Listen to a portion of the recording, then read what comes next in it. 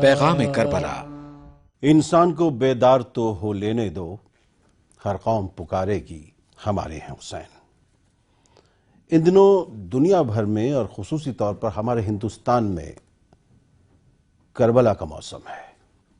کربلا کا موسم یعنی کہ وہ موسم جس میں لوگ پیاسوں کو یاد کرتے ہیں۔ کن پیاسوں کو؟ وہ پیاسے جو حق کی راہ میں اپنی جانوں کے نذرانے دے گئے ہیں، جن میں 6 مہینے کا ایک پیاسا حضرت علی اصغر بھی ہیں، کڑی الجوان علی اکبر بھی ہیں، جس میں 80 برس کے ضعیف حضرت امام حسین کے دوست بھی ہیں، جس میں وہ حر بھی ہیں جو دشمن فوج سے ایک رات میں جہنم سے جنت کا سفر ادا کر لیتے ہیں۔ یہ ایسی کربلا ہے جس میں 72 لوگ ہزاروں کی فوج سے لڑ جاتے ہیں۔ یہ ایک ایسی جنگ ہے جو جنگ کے لیے نہیں لڑی گئی، کیونکہ ایک طرف جو لوگ تھے وہ جنگ کرنے نہیں آئے تھے، کیونکہ ان کے پاس جنگ کا ساز و سامان بھی ایسا نہیں تھا۔ وہ اپنے خاندان کے ساتھ سفر کر رہے تھے۔ اس میں ایک ننھی بچی سکینہ بھی تھی، اس میں حضرت امام حسین کی بہن حضرت زینب بھی تھی، جن کو کربلا کے بعد پیغام کربلا کو، پیغام حسین کو، پیغام اسلام کو عام کرنا تھا۔ یزید کے دربار میں آنکھ سے آنکھ ملا کر بات کرنی تھی۔ آج اسی کربلا کو سمجھنے کے لیے، خصوصی طور پر پیغام کربلا کو سمجھنے کے لیے، ہم نے اپنے اسٹوڈیو میں چند خاص مہمان بلائے ہیں۔ یہ ہماری وجہ سے یہاں نہیں آئے ہیں، یقین مانیے یہ ایسی شخصیتیں ہیں جنہیں ہم نہیں بلا سکتے، انہیں حضرت امام حسین نے بلایا ہے۔ تو آئیے میں آپ کا ان سے تعارف کرا دوں، کیونکہ جب ہم کربلا کا ذکر کرتے ہیں تو ہماری آنکھیں بھر آتی ہیں۔ اس سے پہلے کہ آپ اور میرے درمیان آنسو حائل ہوں، آئیے میں آپ کا اپنی ان اہم شخصیات سے تعارف کرا دوں جو آج ہم سب کو پیغام کربلا کے حوالے سے وہ باتیں بتانے جا رہے ہیں کہ کیوں کربلا اہم ہے، کیوں حضرت امام حسین کی قربانی اہم ہے، کیوں پیاسوں کی شہادت اہم ہے۔ ہمارے ساتھ موجود ہیں اس وقت ہمارے ملک کے سابق مرکزی وزیر جناب عارف محمد خان صاحب، لیکن یہاں پر آج ان کی موجودگی ایک ایسے اسلامی اسکالر کے طور پر ہے جس کا مطالعہ بہت وسیع ہے، ان کا مشاہدہ بھی بہت وسیع ہے، ان کا تجربہ بھی بہت وسیع ہے۔ تو یقینی طور پر آج جب ہم یہاں گفتگو کریں گے، ہم بحث نہیں کریں گے، ہم گفتگو کریں گے، تو یقینی طور پر ایسی باتیں سامنے نکل کر آئیں گی جن سے ہم سب کو راہ ملے گی، جس طرح مہاتما گاندھی کو کربلا سے عدم تشدد کی راہ ملی تھی۔ ہمارے درمیان موجود ہیں بہت عظیم شخصیت راجہ محمود آباد محمد امیر محمد خان صاحب۔ ہم ان کے شکر گزار ہیں کہ وہ ہمارے اسٹوڈیو میں قریب تشریف لائے ہیں۔ اس کے علاوہ ہمارے درمیان اردو کے ایک ایسے نامور شاعر اور اردو کی نامور شخصیت موجود ہیں، چندربھان خیال صاحب کی، جنہوں نے چھتیس گڑھ سے جو ایک سفر شروع کیا تھا اردو کے لیے، وہ ان کو اس مقام تک لے کر گیا کہ انہوں نے ایک طویل نظم لکھی رسول خدا صلی اللہ علیہ وسلم کی شان میں، لولاک نام سے، جو ہمارا ایک سرمایہ بن چکی ہے۔ چندربھان خیال صاحب کا بھی ہم خیر مقدم کرتے ہیں۔ اور ناظرین، ہم شکر گزار ہیں دھرم گرو، مذہبی رہنما محترم آچاریہ پرمود کرشنن صاحب کے۔ آپ نے ان کو اکثر مصالموں میں، محفلوں میں، مجلسوں میں دیکھا ہوگا، اور جب یہ کربلا کی باتیں کرتے ہیں اور جب اشعار پڑھتے ہیں تو آپ لوگ جھوم اٹھتے ہیں۔ خود ای ٹی وی اس کا گواہ ہے، ای ٹی وی اردو اس کا گواہ ہے۔ تمہید بہت لمبی ہو گئی اور میں معافی بھی چاہوں گا اس کے لیے، لیکن میری سمجھ میں نہیں آ رہا کہ جب پیغام کربلا کے بارے میں ہم گفتگو کریں تو شروعات کہاں سے کی جائے۔ عارف محمد خان صاحب، جب ہم پیغام کربلا کی بات کرتے ہیں تو کیا محسوس کرتے ہیں؟ دیکھیے، انسانی تاریخ عظیم واقعات، سانحات، عظیم شخصیتیں، ایسی بھی شخصیتیں جو نہایت مکروہ ہیں، بھری پڑی. یاد ہم کس کو کرتے ہیں؟ یاد ہم ان کو کرتے ہیں جن کا طرز عمل، جن کا اسوہ حسنہ، جن کے طور طریقے، جن کی کہی ہوئی باتیں آج بھی ہمارے لیے ہدایت اور مشعل راہ بن سکتی. واہ. ان کو ہم یاد کرتے ہیں. میں آپ کو ہندوستان کا کہتا ہوں. مہاتما گاندھی کوئی معمولی تحریک تھی ہندوستان کی جو مہاتما گاندھی کی قیادت میں لڑی گئی. کیا کہا انہوں نے؟ میں نے یہ بات حضرت امام حسین سے سیکھی کہ ظالم کے خلاف لڑائی بغیر سادھنوں کے بھی لڑی جا سکتی. واہ. سوامی وویکانند کا یاد رکھیے مشہور قول ہے، ہندوستان کے صرف دو راشٹری آدرش، قومی آدرش صرف دو ہیں، ایک سیوا اور ایک تیاگ، اور اس کے ساتھ انہوں نے امام حسین کو جوڑا ہے. میں ایک اور مثال آپ کو دیتا ہوں. ہندوستان میں بھگوان رام کو اوتار کا درجہ دیا جاتا ہے، لیکن باوجود اس کے کہ 3 ایسے معاملے ہیں جن پر ہر دور میں ان کی آلوچنا ہوئی، ہر دور میں ان کی تنقید ہوئی، چاہے وہ بالی کا ودھ ہو، چاہے وہ ایک تپسوی کا ودھ ہو، چاہے سیتا جی کو گھر سے جنگل میں بھیجا جانا ہو، ہمیشہ ہوئی. لیکن ہندوستان میں ایک ایسا بھی راجہ ہوا ہے جس کا کسی معاملے پہ بھی اس کی تنقید نہیں ہوئی، اس کا کرٹیسم نہیں ہوا، اس کو آدرش راجہ مانا جاتا ہے، وکرمادتیہ. لیکن وکرمادتیہ کو اوتار نہیں مانا اس دیش کے لوگوں نے، اوتار مانا رام چندر جی کو. کیوں مانا؟ کیونکہ اب انہوں نے قربانی جو انہوں نے پیش کی، قربانی باپ کے الفاظ پر قائم رہنے کے لیے، اپنے بھی الفاظ، حد یہ ہے کہ باپ بھی نہیں چاہتے تھے کہ وہ جنگل جائیں، لیکن انہوں نے کہا نہیں. اگر کوئی چیز انسان کے دل کو چھوتی ہے تو وہ ہوتی ہے قربانی. اور امام حسین کی قربانی ذرا غور تو کیجئے. امام حسین جان نہیں بچا سکتے تھے اپنی؟ کیا بہت ہی آسان کام تھا. جان تو بچا ہی سکتے تھے، لیکن اگر وہ اپنی جان بچا لیتے، تاریخ میں مثالیں ہیں. گیلیلو کو جو پھانسی کی سزا دی گئی تو گیلیلو کو سب نے سمجھایا کہ بھئی اپنا بیان بدل لو. بدل لیا، باہر نکلا تو کہا بھئی تم نے اپنا بیان اس نے کہا میرے بیان بدلنے سے زمین کا سورج کے گرد گھومنا تھوڑی بند ہو جائے گا. لیکن امام حسین اگر جان بچا لیتے تو اس دنیا میں، بھلے ہی مسلم معاشروں میں نہ ہوئی ہو، انڈیویجول مسلم معاشروں میں بھی ہیں، لیکن پوری دنیا میں وقار انسانی، ہیومن ڈگنیٹی، موروثی نظام کے خلاف آواز تھی. سب انسان برابر ہیں. قرآن کا کہنا ہے یا ایھا الناس انا خلقناکم من ذکر و انثی وجعلناکم شعوبا وقبائل لتعارفوا. ہم نے تمہیں ایک مرد ایک عورت سے پیدا کیا ہے، تمہیں قبیلوں اور قوموں میں بنایا تاکہ ایک دوسرے کو پہچان سکو. ان اکرمکم عند اللہ اتقاکم. لیکن اللہ کے نزدیک عزت والا وہ ہے جو صاحب تقوی ہے. صاحب تقوی کون ہے؟ صاحب تقوی میں یہ بھی بات شامل ہے جو انسانوں کو ظلم سے، موروثی نظام کے نتیجے میں ظلم ہونا ہی تھا، ہوا اور آج بھی ہو رہا ہے. ہم اس پر اور آگے بھی بات کریں گے. آچاریہ جی، آپ جب کربلا کے بارے میں غور کرتے ہیں، حضرت امام حسین کی قربانی کے بارے میں غور کرتے ہیں، تو آپ کیسا محسوس کرتے ہیں؟ آپ کو کیا لگتا ہے اس قربانی میں؟ جس طرح عارف صاحب بتا رہے تھے، آپ نے بھی ایک بات رکھی کہ آج ہم گفتگو کریں گے، بحث نہیں کریں گے.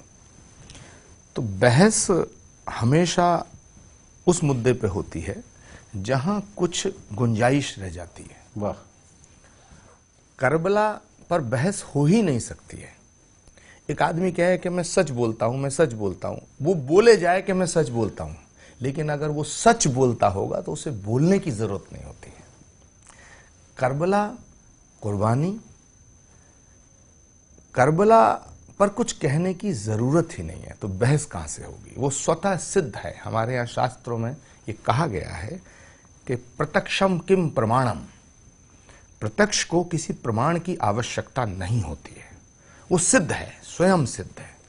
تو جس طرح عارف محمد خان صاحب نے بڑا سنکشپت میں بھی کہوں لیکن وہ تفصیل سے انہوں نے بیان کر دیا، تھوڑے سے وقت میں بہت کچھ کہہ دیا کہ کربلا اگر آپ کو قربانی سیکھنی ہے، دیکھنی ہے تو کربلا سے سیکھو۔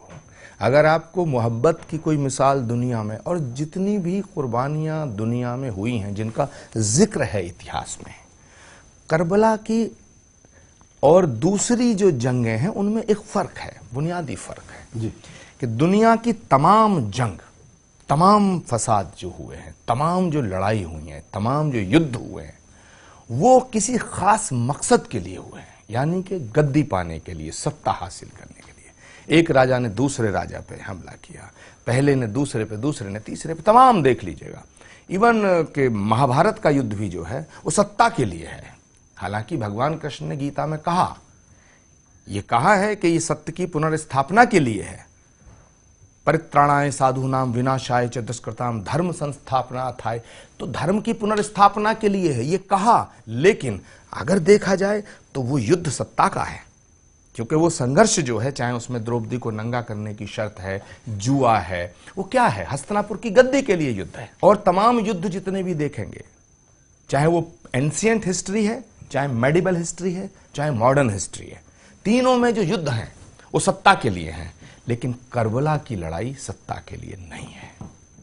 واہ، اگر وہ سطح کی لڑائی ہوتی تو آچاریہ پرمود کرشنم یہاں تھوڑی ہوتے ہیں۔ کربلا کی لڑائی ہے حق کی لڑائی، سچ کی لڑائی، شرافت کی لڑائی، انسانیت کو زندہ رکھنے کی لڑائی۔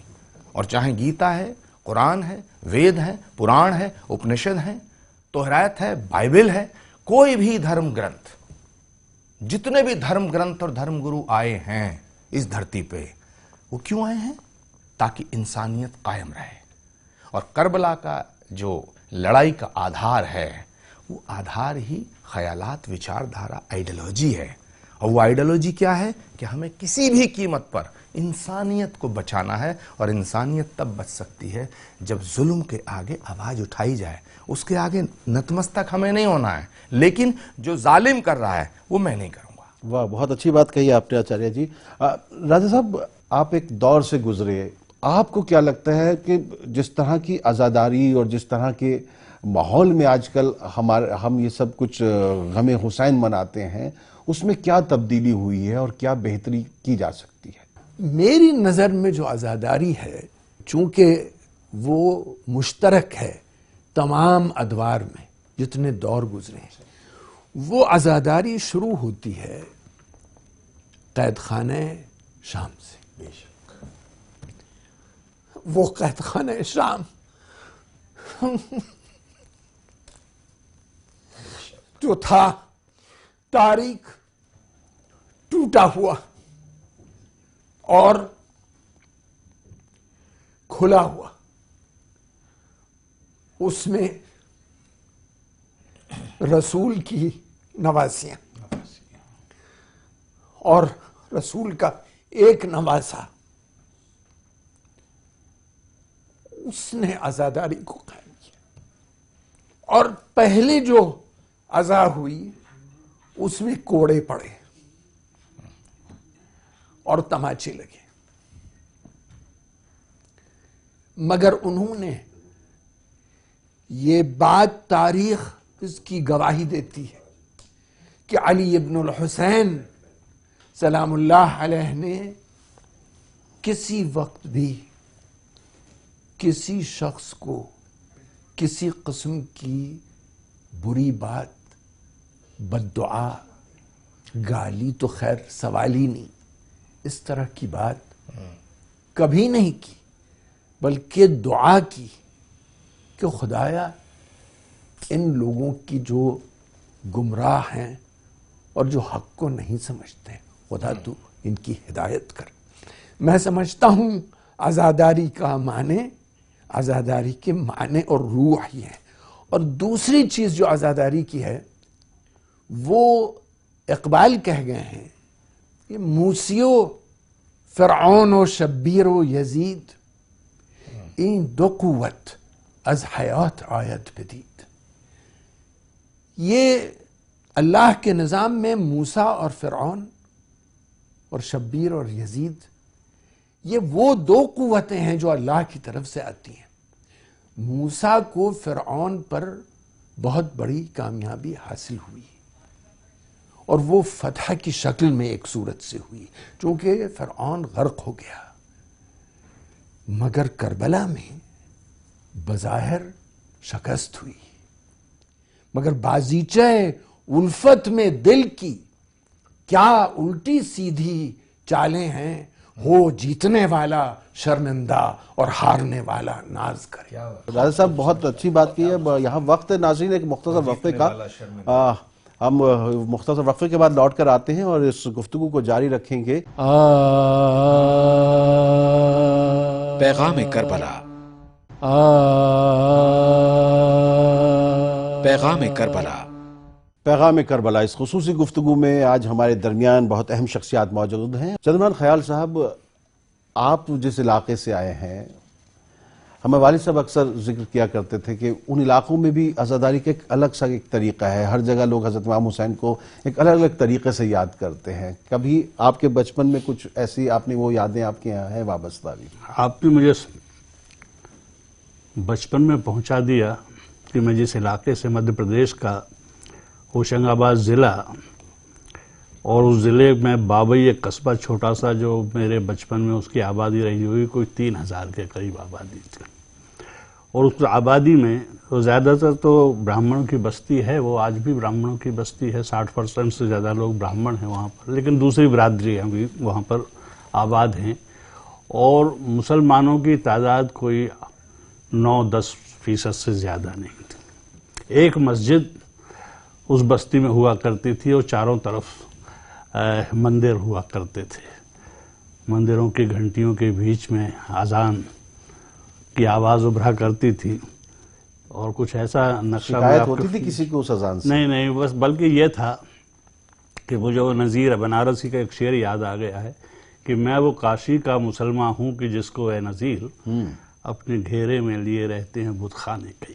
واہ سبحان اللہ۔ تو وہ بت خانوں سے گھری ہوئی مسجد جس میں کبھی کسی کو کوئی شکایت نہیں، اور سب اس طرح سے شیر و شکر ہو کے رہتے تھے کہ پتہ ہی نہیں چلتا تھا کہ کون ہندو ہے، کون مسلمان ہے، کون براہمن ہے، کون جین ہے، کون پارسی ہے، کچھ پتہ نہیں چلتا تھا۔ سب کوئی تہوار آتا، عید ہوتی، دیوالی ہوتی، ہولی ہوتی، یا محرم کا تہوار آتا، تو میں بات محرم کی کروں کہ اس بستی میں آج بھی کوئی شیعہ نہیں ہے، لیکن 20 یا 25 تعزیے بنائے جاتے ہیں اس زمانے کے۔ آج سے میں 60 سال پرانی بات بتا رہا ہوں، آج بھی رکھے جاتے ہیں تعزیے، لیکن اس وقت کی بات کر رہا ہوں میں کہ 20-25 تعزیے رکھے جاتے تھے، سبھی سنی اور ہندو حضرات ہوتے تھے جو تعزیے رکھے، اور جس طرح سے جو جوش ہوتا تھا، اور زیادہ تر لوگ جو تھے ہندو، چونکہ آبادی ہندوؤں کی تھی تو ہندو ہی پیش ہوا کرتے تھے اس اپنا محرم کا جو تہوار آتا تھا۔ اور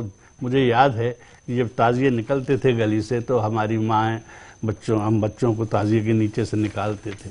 تعزیے جب ایک لائن میں کھڑے وہ رکھے جاتے تھے شام کے وقت، وہ جس دن یوم عاشورہ والے موقع پر، تو ان تعزیوں کے سامنے کھڑے ہو کے ہماری مائیں، ہماری بہنیں اور ہمارے بزرگ جو تھے وہ لوبان چھوڑا کرتے تھے، لائی اور بتاشے چھوڑا کرتے تھے، اور جس طرح سے مندروں میں ہندو حضرات پرنام کرتے تھے ہم لوگ بھی یوں ہی ہاتھ جوڑ کے کھڑے رہتے تھے بڑی دیر تک، اور منتیں مانگتی تھی ہماری میں وہاں تک پہنچ گیا جہاں تک میں آپ کو لے جانا چاہتا تھا کہ ابھی ہمارے یہاں مسالمہ ہوا، اس میں پنڈت بھون شرما نے بڑا اچھا شعر کہا کہ ہند میں کاش حسین ابن علی آ جاتے، چومتے ان کے قدم پلکیں بچھاتے ہندو، اور جنگ کرنے یہاں شبیر سے آتا جو یزید، اس کو راون کی طرح دھول چٹاتے ہندو۔ جہاں اس طرح کے جذبات اور اس طرح کے احساسات حضرت امام حسین کو لے کر ہوں تو سیاست ایسا کیا کام کر دیتی ہے، اس طرح کا ماحول کیسے کریٹ ہو جاتا ہے عارف صاحب؟ دنیا میں اسلام ہی نہیں آیا تھا جب تک، جب عیسائی بھی نہیں تھے، جب یہودی بھی نہیں تھے، تو اس دیش نے کہا ایکم سد وپرا بہودا ودنتی، سچائی ایک ہے، حق ایک ہے، اس کو لوگ اپنے اپنے طریقے سے، اپنے تجربے، اپنی زبان، اپنے ایڈیم میں اس کو بیان کرتے ہیں۔ اور آپ نے اتنا خوبصورت شعر سنایا، مجھے ایک مصرع یاد آ گیا، وہ بھی ایک غیر مسلم شاعر کا ہے، بھارت تو اگر آ جاتا یوں نہ پیاسا مارا جاتا۔ اور میں آپ کو اپنا بتاتا ہوں، میں مغربی یوپی بلند شہر میں پیدا ہوا ہوں، مجھے سلیمان بھائی کے ہاں جو زبان بولی، اب میرا تعلق اب وہیں سے ہے، میں بہرائچ سے ہوں، بہرائچ کو ہی ریپریزنٹ کیا۔ شروع میں جب میں گیا تو مجھے اودھی پوری طرح سمجھنے میں تھوڑا وقت لگا۔ تو ایک محرم کے جلوس میں ہم چل رہے ہیں، تھوڑا بڑا جلوس ہے، شور آوازیں ہوں گی، میں ایک ہندو مہیلا کو گاتے ہوئے سنتا ہوں، میرا ذہن، میری توجہ اس کی طرف چلی جاتی ہے، تو میں ایک مسلم سے جو اس میں شریک ہے، بزرگ آدمی، میں اس سے پوچھتا ہوں کیا گا رہی ہے یہ؟ تو وہ مجھ سے کہتے ہیں بھیا نوا گاوت ہے۔ تو پہلے تو مجھے دیر لگی سمجھنے میں کہ نوحہ گاوت ہے، نوحہ گاوت، پھر وہ سمجھا نہیں پائے تو میں بالکل اس مہیلا کے نزدیک میں چلا گیا، اور وہ جس طرح، آپ کو میں بتا نہیں سکتا ہوں، آپ اگر ہوں تو آپ کی آنکھیں نم ہو جائیں وہاں پہ، وہ جس درد سے گا رہی تھی، یوں ہاتھ رکھ کے، ہمرے امام حسین پیاسے مار دیے، ہائے رام ہم کا کری۔ وہ اپنے اشٹ دیو کو، جس سے اس کی عقیدت ہے، اس کو انووک کر رہی ہے اور کہہ رہی ہے مجھے یہ بتا دو میں کیا کروں، میرے امام حسین پیاسے مار دیے ہیں، یہ وہ ملک ہے۔ واہ واہ عارف بھائی، آج بھی ہمارے اودھ میں، اور میں کہہ سکتا ہوں کہ محمود آباد اور قرب و جوار محمود آباد میں، آج بھی شام کو عاشور کے میرے آنسو آ جاتے ہیں، ہندو عورتیں کھڑی ہوتی لوبان کے ساتھ، اور ایک عزا خانے سے دوسرے عزا خانے زیارت کے لیے جاتی، دعا کرتی، ان کو 2-2 3-3 لوگ سنبھالے ہوتے، اور وہ پڑھتی جاتی ہیں، اور جب تعزیے دفن ہوتے ہیں تب وہ بیٹھتی ہیں 24 گھنٹے کے بعد، اور شاشٹانگ پرنام کرتی، بالکل دہل کی طرف، اور پڑھتی کیا ہیں وہ؟ دیکھیے امام حسین کی پیاس کا ذکر ہوا تھا، تو کہتی ہیں کس قدر عمدہ اشارہ ہے کہ جل جل کی روئیں اللہ ماں چھری، جل جل کی روئیں اللہ ماں چھری، پنگھٹ کی روئیں پنہاریاں۔ کیا بات ہے، تو مچھلی بھی اور پنہاری بھی۔ آپ دیکھیے، پنگھٹ کی روئیں پنہاریاں، اور تختن پر روئیں بی بی فاطمہ، جن کے جوجھے ہیں دونوں لالنا۔ کیا بات، کیا بات، جن کے جوجے ہیں دونوں لال۔ یعنی یہاں دیکھیے تاریخ کو وہ نہیں دیکھتی ہیں، اور وہ حسن اور حسین کو گویا ایک سمجھتی ہیں، اور ہے بھی، چونکہ واقعہ کربلا جو ہے وہ صلح حسن کے ختم اور اس کے ٹوٹنے سے شروع ہوا ہے، ورنہ شروع نہ ہوتا۔ آج بھی لوگ دنیا میں معاہدہ کر کے توڑنا چاہ رہے ہیں، کیا ہم یہ نہ کہیں کہ وہ یزید کے مترادف ہیں؟ آج کی دنیا میں بھی پیغام کربلا پھر اس لحاظ سے اہم ہو جاتا ہے آچاریہ جی، اور خاص طور سے ہمارے ملک میں آخر کہاں کمزور پڑ جاتے ہیں ہم کہ اس قسم کے حالات کا سامنا کرنا پڑ جاتا ہے؟ میں یہ کہہ رہا ہوں کہ ہندوؤں نے بھگوان کو اپنا مان لیا اور مسلمانوں نے اللہ کو اپنا مان لیا۔ اب تھوڑی دیر کو آپ سوچیں کہ کوئی جن کو ہم نے بھگوان کا اوتار کہا ہے، جن کا ذکر بار بار عارف محمد صاحب کر رہے ہیں، مریادہ پرشوتم بھگوان شری رام، ایسے ہی حضرت امام حسین علیہ السلام، تو بھگوان کے بعد آتے ہیں نا رام، بھگوان کے اوتار، اور حضرت امام حسین علیہ السلام रसूल के नवासे हैं, अल्लाह के रसूल और रसूल के नवासे हैं। तो ये तो अल्लाह को कुछ मुसलमान ये सोचते हैं या उनको समझाया गया है सैकड़ों साल से। क्या समझाया गया? कि अल्लाह तुम्हारा है, और उनको समझा दिया गया कि भगवान सिर्फ तुम्हारा है। जबकि कुरान तो कहता है कि अल खल्क अयालुल्लाह, तमाम मखलूक अल्लाह का कुनबा है। तो जब तमाम मखलूक अल्लाह का कुनबा है तो मैं उस कुनबे में शामिल नहीं हूं क्या? ऐसे ही गीता में और हमारे उपनिषदों में कहा गया है कि अयम निजय परोवेत गणना लघु चेत साम उदार चरितनांतु वसुधैव कुटुंबकम। वसुधैव कुटुंबकम यानी पूरी वसुधा जो है, पूरी कायनात जो है, एक परिवार है। तो अगर वो परिवार मेरा है तो राजा साहब का भी है, आरिफ साहब का भी है, ये भी उस परिवार के सदस्य हैं। तो दिक्कत यहां पैदा हो रही है कि हमने लिबासों को और जबानों को मजहब समझ लिया। मैं एक बात और रखना चाहता हूं कि अगर अल्लाह केवल मुसलमानों का है तो हम जिंदा कैसे हैं? और अगर भगवान सिर्फ हमारा है तो आप जिंदा कैसे हैं? तो मैं ये बात बड़े साफ तौर से कहना चाहता हूं। जो मिसाल इन्होंने पेश की कि वो औरत गा रही थी, जो इन्होंने भी बताया कि इस तरह से उस दर्द में शामिल हैं, मेरे दोस्तों, मोहब्बत का कोई रंग नहीं, कोई जबान नहीं, ऐसे ही आंसू का कोई नाम नहीं, कोई उसकी जात नहीं, ऐसे ही उसका कोई रंग नहीं, ऐसे ही शहादत की, इबादत की ना कोई रंग है, ना कोई एक जबान है। अल्लाह तो उनका भी है जो बेजुबान है। बेशक जो अल्लाह का इनकार करते हैं उनका भी, अल्लाह तो उनका भी है, भगवान उनका भी है जो भगवान को नहीं मानते हैं। तो अब सवाल इस बात का है कि जो दर्द करबला से छलका है वो दर्द मेरे सीने में भी है, आरिफ साहब के सीने में भी है, राजा महमूदा साहब के सीने में भी है, चंद्रभान जी के सीने में भी है। अब मैं तो हजरत इमाम हुसैन को नहीं मानना चाहिए मुझे, क्योंकि मैं तो सनातन धर्म का मानने वाला एक धाम का एक पीठ का पीठाधीश्वर हूँ, एक धर्मगुरु हूँ। लेकिन बहुत सी चीज़ें मैंने उनके जब सिलसिले में पढ़ी, मैंने जाना, तो मुझे हजरत इमाम हुसैन से इश्क हो गया। और मुझे लगा कि सच मायने में जो शहादत है वो ये है। मैंने लिखा है हजरत इमाम हुसैन अलैहिस्सलाम की शान में। आचार्य जी, हम यहीं से शुरू करेंगे क्योंकि हम चाहते हैं कि नाज़रीन आपका कलाम सुनने के लिए इस वक्फे के बाद बैठे रहें। इस वक्फे में हम जा रहे हैं, लेकिन नाज़रीन कहीं जाइएगा नहीं, आचार्य जी का कलाम हम लेकर आएंगे करबला के हवाले से। बहुत खूबसूरत कलाम आचार्य जी पेश करते हैं, और इस मुख्तसर वक्फे के बाद हम लौट कर आ रहे हैं। पैगाम करबला।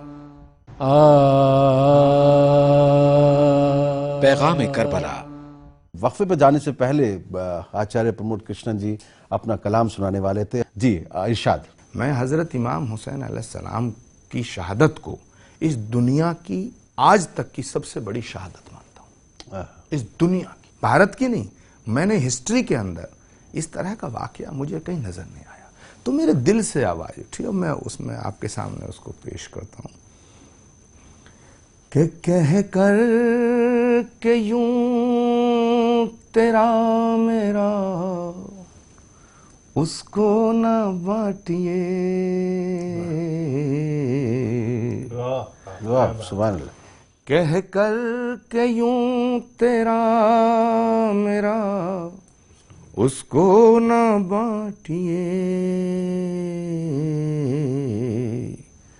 हम हैं सभी हुसैन के, हमारा हुसैन क्या बात है, वाह वाह।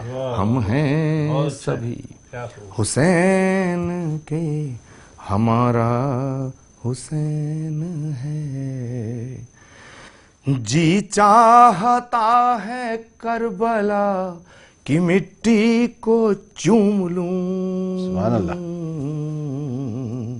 हर सिमत हर जगह दुलारा हुसैन है। अब ये मेरे दिल की आवाज है, ये मेरे दिल की आवाज है कि हर आंख का, हर आंख, हिंदू की मुसलमान की आंख की बात मैं नहीं कर रहा हूं, हर आंख का चमकता हुआ تارا حسین ہے، ارماں ہے وہ رسول کا پیارا حسین ہے۔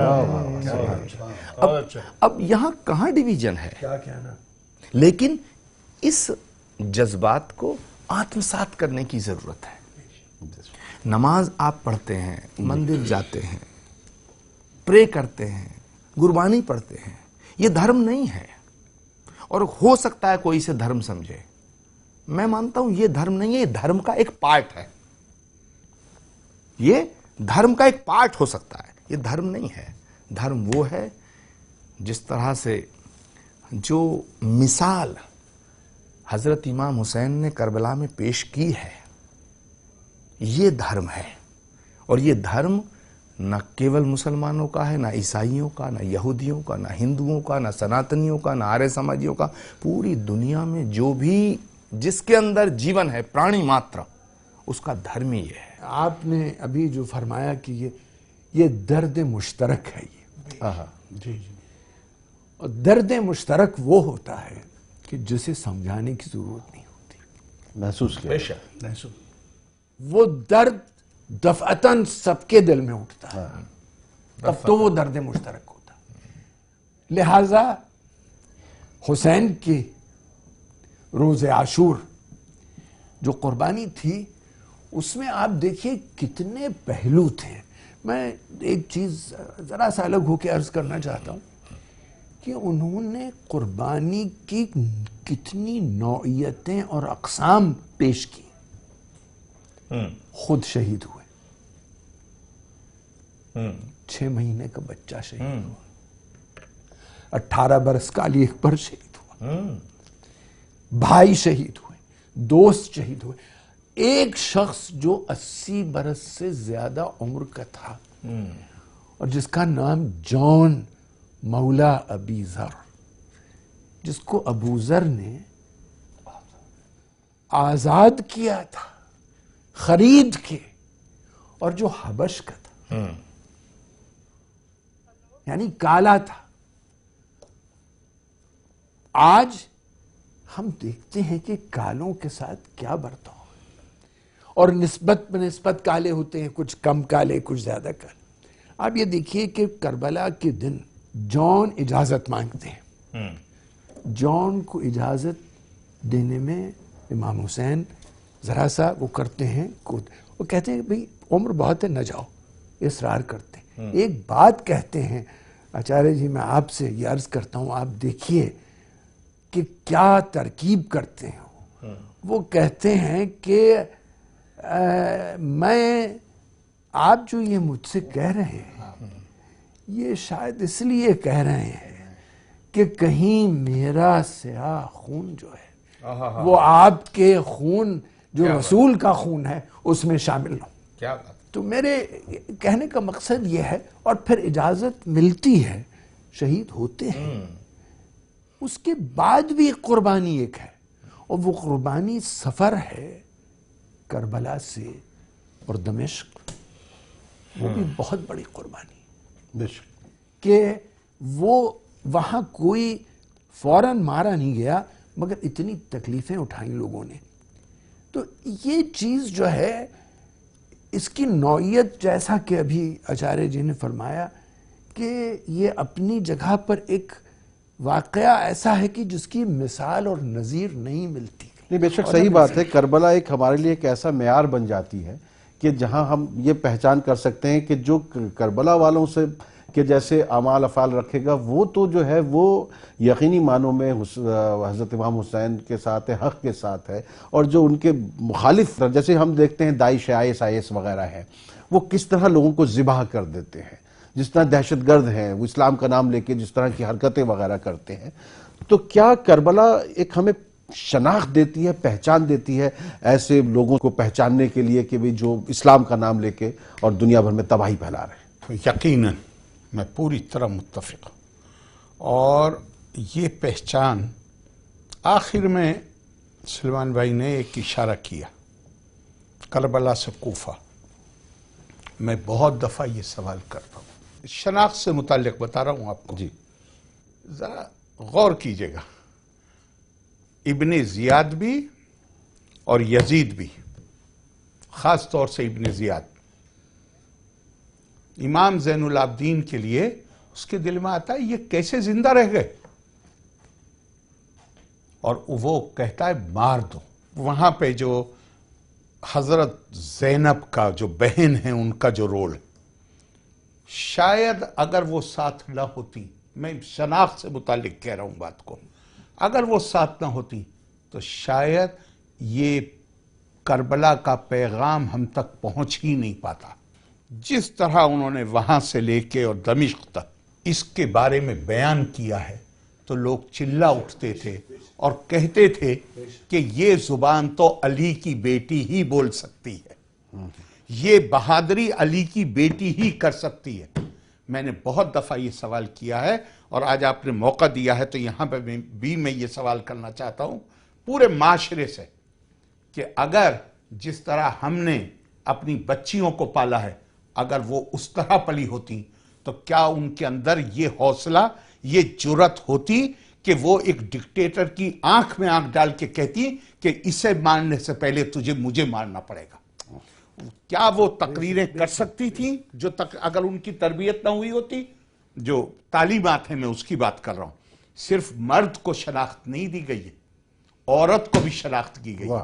خود قرآن نے یہ کہا ہے کہ تم اپنے پلو کھینچ لیا کرو تاکہ تم پہچانی جا سکو۔ یہ نہیں کہا ہے کہ تمہاری پہچان ختم ہو جائے، کہا تاکہ تمہیں شناخت کیا جا سکے، ایک خاص مخصوص انداز سے تمہیں ایک ایسے معاشرے میں جہاں عورتوں کے اوپر آوازیں کسے جاتے تھے یا اس طرح، اس میں پہچان ہو سکے۔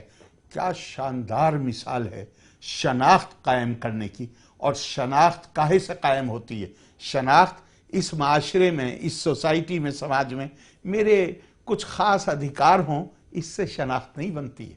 شناخت ہمیشہ بنتی ہے انسان کے کردار سے، اس کے چرتر سے، اس کی قربانی سے، اس کے اعمال سے۔ امام حسین کی جو قربانی ہے اس کے بارے میں تو کوئی بحث کی بات ہی نہیں ہے، لیکن حضرت زینب کا جو رول ہے اور جو انہوں نے اپنے آپ کو وہ بھی انسپائر کرنے کا معمولی سورس نہیں۔ میں ایمانداری سے یہ مانتا ہوں کہ بے شک ان کے پوری طرح صحیح کہہ رہے ہیں کہ یہ اتنی بڑی قربانی، لیکن یہ صرف اس کے لیے نہیں ہے کہ ہم چند ایک میٹنگ کر لیں یا آپ کے اسٹوڈیو میں بات کر لیں، صحیح فرما رہے ہیں ہاں، بلکہ وہ جو ان کا اسوہ حسنہ ہے، ان کا جو چرتر ہے، ان کا جو کردار ہے، ان کی جو تعلیمات، اگر ہم غریب اور کمزور کے لیے جس کے اوپر ظلم ہو رہا ہے اگر اس کے اوپر آواز نہیں اٹھا سکتے اس کے لیے، تو ہمیں امام حسین کا نام لینے کا اختیار نہیں ہے۔ اگر ہم اس کے لیے آواز نہیں اٹھا سکتے تو ہمیں حضرت زینب کی بات کرنے کا حق نہیں ہے۔ ہم اس سے حاصل کر سکیں، یہی اس کا سب سے بڑا سبق۔ عارف بھائی، آپ نے یہ اتنی اہم بات کہی۔ دیکھیے، دنیا کے مختلف حصوں میں مختلف طرح سے ظلم ہو رہا ہے۔ ہم کیا کر سکتے ہیں؟ ہمارے مجبوریاں ہیں، وہ مجبوریاں ہماری جس جگہ پر ہم رہتے ہیں، جو ہمارے اختیار میں چیزیں ہیں، یہ ان پر مبنی ہیں۔ مگر ایک چیز ہم کو قدرت نے، فطرت نے، بھگوان نے، اللہ نے دی ہے، وہ آواز دی ہے۔ بے شک۔ اور اگر آواز نہیں دی ہے تو قلم دیا ہے، اگر ہم پڑھے لکھے یا کم سے کم دو لوگوں سے آپس میں بات کرنے، تو اس کا ذکر بہت ضروری ہے۔ میں سمجھتا ہوں کہ کربلا کا اعلیٰ ترین مقصد جو ہے وہ یہ ہے کہ بہترین جو طریقہ زندگی، یعنی اس کو سیاست کہیے یا وہ آ سکے۔ ناظرین، بہت اچھی گفتگو ہو رہی ہے، یہاں وقت تک مختصر وقفے کا ہم لوٹ کر آتے ہیں اور اس گفتگو کو کسی انجام تک پہنچانے کی کوشش کریں گے، مگر اس مختصر وقفے کے بعد۔ پیغام کربلا، پیغام کربلا۔ ناظرین، آج ہم گفتگو کر رہے ہیں پیغام کربلا کے حوالے سے، اور ہمارے اسٹوڈیو میں چار اہم شخصیات موجود ہیں۔ چندمان خیال صاحب، سب سے بڑا پیغام ہے کربلا کا، وہ یہ ہے کہ اظہار حق کی آزادی ہر شخص کو ہونا چاہیے، صحیح بات، واہ، اور یہ سب سے بڑا پیغام ہے جو حضرت امام حسین نے ہمیں دیا ہے۔ بات کو حق کے لیے کھڑے ہونا اور حق بات کہنے کے لیے ہمیں کوئی کتنی بڑی طاقت ہمارے سامنے کیوں نہ ہو، ہمیں کہنا ہے۔ اور دوسرا کہ یہ جنگ جو لڑی گئی ہے، جو ان پر تھوپی گئی ہے یہ جنگ، یہ اصل میں قیام امن کے لیے ہے۔ کیا کہنا؟ آج دنیا میں دو چیزوں کی بڑی ضرورت ہے۔ آپ دیکھ رہے ہیں کہ کس طرح سے لوگوں پہ دباؤ پڑ رہا ہے، لوگوں کو بولنے نہیں دیا جاتا، لوگوں کو بات کرنے نہیں دیا جاتا، اپنی بات کہنے کے لیے لوگوں کو موقع نہیں دیا جاتا بلکہ دباؤ ڈالا جاتا ہے۔ تو سب سے بڑا پیغام جو ہے حضرت امام حسین کا وہ یہ ہے کہ ہمیں حق کے لیے کھڑا ہونا ہے، ہمیں حق جو ہے اسے ظاہر کرنے کے لیے پوری آزادی ہمیں ملنی چاہیے۔ تمام انسانیت کے سامنے یہ بہت بڑا مسئلہ ہے کہ ہم اپنے حق کو کس طرح، اپنی بات کو کس طرح سے ظاہر کریں، وہ بات جو سچائی ہے، اور سچائی کو ظاہر کرنے کے لیے ہمارے اندر طاقت چاہیے، وہ روحانی طاقت جو حضرت امام حسین میں تھی۔ ان کے پاس میں کوئی ہتھیار نہیں تھا، کوئی فوج نہیں تھی، کچھ نہیں تھی، ان کے پاس ایک طاقت تھی، روحانی طاقت تھی، اور اسی طاقت کے دم پر وہ آج تک زندہ ہیں، اور بڑے کہنا چاہیے تمام یزیدیوں سے مقابلہ آج بھی کر رہے ہیں وہ۔ تو یہ سب سے بڑی، اور دوسری چیز کہ یہ جنگ جو ہے، جو ہماری جنگ ہے، یہ حسین کی جنگ نہیں ہے، یہ ہماری بھی جنگ ہے۔ آپ صحیح، اور یہ جنگ تب تک ہونا چاہیے جب تک کہ امن قائم نہیں ہو جاتا۔ عارف صاحب اب مختصر ہم اس کو تمام کرنا چاہتے ہیں، تو کل ملا کر پیغام کربلا کس طرح ہم سب کی رہنمائی کر سکتے ہیں حضرت امام حسین کی قربانی؟ بس آخری بات وہی ہے جو چند بھان جی نے کہی ہے، ہم یاد ہی تب کرتے ہیں کسی کو، دیکھیے انسان کا عجب مزاج بنایا ہے قدرت نے، ایک سے ایک بڑا بادشاہ گزرا ہے، کون یاد کر رہا ہے کسی کو؟ کسی کو جی بالکل، کون یاد کر رہا ہے کسی کو؟ ہم یاد اسی لیے کرتے ہیں کیونکہ اس پیغام کو سمجھنے میں، اس سے سبق حاصل کرنے میں ہمارا فائدہ ہے، یہ ہمارے لیے مشعل ہدایت ہے، یہ ہمیں راستہ بتا سکتا ہے۔ راستہ کیا؟ راستہ یہ کہ میں اپنی ذاتی اغراض کی لڑائی لڑوں، اس میں کسی کی دلچسپی نہیں، میں تخت و تاج کی لڑائی لڑوں، کسی کی دلچسپی نہیں، لیکن وہ لڑائی جس میں لڑائی کوئی اور لڑ رہا ہے لیکن اس میں میری آزادی کی ضمانت آ رہی، ایک عام آدمی آزاد ہو رہا ہے، ایک عام آدمی کی میں زور دینا چاہتا ہوں اس بات پہ، اس لیے کہ مذہب کا مقصد بھی، دین کا مقصد بھی وہی تھا، لیکن ہم نے اسے گروہوں میں سمیٹ لیا، صحیح، ہم نے اسے گروہوں میں سمیٹ، میں اگر اسلام یہاں کہتا ہوں تو میں کہوں گا گویا صرف مسلمانوں کے فائدے کی چیز۔ آپ ذرا غور کیجئے، 500 سال پہلے، 400 سال پہلے، 300 سال پہلے، پوری خاص طور سے مغربی دنیا میں انسانی وقار، جس چارٹر آف ہیومن رائٹس کو ہم مانتے ہیں، انسانی حقوق کو ہم مانتے ہیں، اس کی بنیاد بتایا گیا ہے وحدت وقار انسانی، dignity of mankind. Dignity of mankind کیسے آئے گی؟ ڈگنیٹی آف مین کائنڈ آتی ہے برابری سے، ڈگنیٹی آف مین کائنڈ آتی ہے انسان کی بحیثیت انسان کی عزت، اس ناطے عزت نہیں کہ یہ ہندو ہیں، یہ مسلمان ہیں، یہ عیسائی ہیں، یہ یہودی نہیں، عزت کا حقدار تو وَلَقَدْ كَرَّمْنَا بَنِي آدَمَ، آدم کی اولاد کی حیثیت سے عزت کی حقدار ہے۔ امام حسین نے وقار انسانی کو بحال کرنے کی، یا وقار انسانی لوگوں کے دماغ میں بٹھانے کی کہ وقار انسانی کے ساتھ مانو کا سمان، بحیثیت مانو کے، اس کے ساتھ کوئی سمجھوتا نہیں ہو سکتا اور اس میں دخل اندازی نہیں کی جا سکتی، اس کے لیے انہوں نے قربانی دی۔ اس لیے ہمارا ہیومن رائٹس چارٹر بھی ان کا ممنون ہے، وہ دنیا جہاں پہ آج انسانوں کے حقوق بحال ہیں وہ ممنون ہے، اور ہم ممنون ہیں۔ بہت بہت شکریہ راجہ صاحب، آپ بس ایک جملہ کہنا چاہتا ہوں۔ جی عصر کے وقت عاشور کے دن جب سب ختم ہو چکے تھے اور صرف حسین تھے، تو ایک آواز دی، اور وہ آواز بڑی اہم آواز ہے، حل ناصر من ینصرنا، حل من ناصر ینصرنی، اور وہ آواز یعنی اس کے معنی یہ ہے کیا کوئی ایسا ہے مددگار کا جو میری مدد کر سکے؟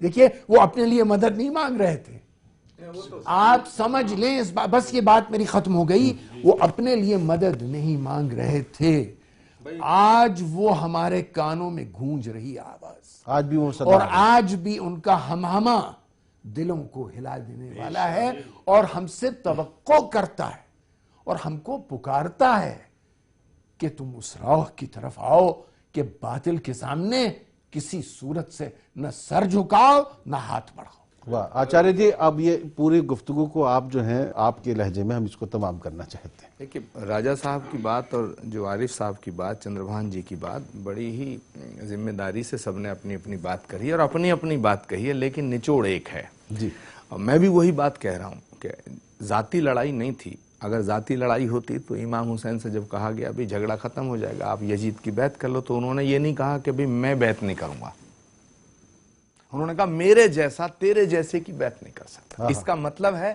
کہ یہ لڑائی خیالات کی ہے، یہ آئیڈیالوجی کی لڑائی ہے۔ تو یزید اس وقت بھی تھا اور یزیدیت آج بھی ہے کچھ، لیکن فرق ہے کہ دنیا کے کسی کونے میں چلے جاؤ، دنیا کے کسی کونے میں جو لوگ حضرت امام حسین کی اس شہادت سے سیکھ لینے کو تیار نہیں ہیں، وہ بھی میری بات پہ غور کریں عارف صاحب، جو لوگ آج امام حسین کی شہادت سے سیکھ لینے کو تیار نہیں ہیں، وہ بھی اپنی اولادوں کے نام یزید نہیں رکھتے، اور گلی گلی میں، محلے محلے میں، شہر میں، گاؤں میں حسین مل جائیں گے۔ جی جی یہ اپنے آپ میں کتنی بڑی بات ہے، اور میں اس کو اس مقام تک آپ لائے ہیں۔ میں کہنا چاہتا ہوں، ایک بہت اچھا شعر ہے کہ ظالم کا نام مٹ گیا تاریخ سے مگر، ظالم کا نام مٹ گیا تاریخ سے مگر، وہ یاد رہ گئے جنہیں پانی نہیں ملا۔ مجھے ایک شعر یاد آ گیا ہے، جی ارشاد۔ اگر آپ اجازت دیں تو پڑھیں۔ گوپال متل اردو کے بڑے شاعر تھے، بڑے نقاد تھے، دانشور تھے، ان کا ایک شعر ہے کہ کیا شان ہے واللہ حسین ابن علی کی، کیا شان ہے واللہ حسین ابن علی کی، سر کٹ گیا قد پھر بھی حریفوں سے بڑا تھا، کیا کہنا، سر کٹ گیا قد پھر بھی حریفوں سے۔ تو آج بھی ہم دیکھ رہے ہیں کہ قد انہی کا بڑا ہے۔ آپ نے ایک شعر سے ابتدا کی تھی، انسان کو بیدار، تو اس کے دو پہلے مصرے جو ہیں وہ بھی پڑھ دیجئے آپ۔ مجھے یاد کیا نہیں صرف مسلمانوں کے پیارے ہیں حسین؟ سب کے وہ تو کیا صرف مسلمانوں کے پیارے ہیں حسین؟ چرخ نوع بشر کے تارے ہیں حسین، بیدار تو ہو لینے دو ہر قوم پکارے گی۔ کیا بات ہے۔ یہ جوش مری آبادی۔ جی ناظرین، اب میرے کہنے کے لیے کچھ نہیں رہا، پیغام کربلا وہی ہے جو آج ہمارے معزز مہمانوں نے یہاں آپ کے سامنے پیش کیا ہے۔ خدا کرے کہ یہ پیغام عام ہو تاکہ انسانیت جو ہے اس کو اس کے حقوق مل سکیں۔ بہت بہت شکریہ، آداب۔ پیغام کربلا